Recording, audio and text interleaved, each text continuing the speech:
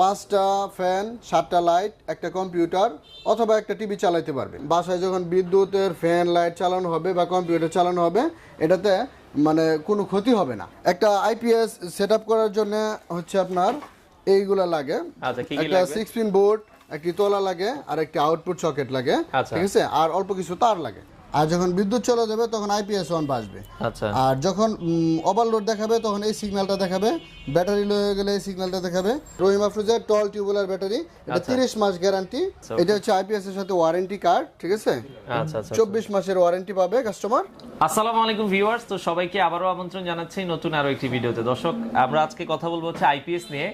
তো আসলে বাজারে কিন্তু অনেক ধরনের আইপিএস পাওয়া যায়। যারা আসলে একটু রিজনেবল বাজেটে আইপিএস নিতে চান, আসলে আমরা সবাইকে বলবো ভাই যেখান থেকে নেন, কারণ আইপিএসটা আমরা কিন্তু প্রতিদিন কিনবো না। আমাদের বাসার আইপিএসটা হচ্ছে আমরা চাইবো যে একটা আইপিএস লাগাবো যাতে আমাদেরকে 2, 4, 5 বছর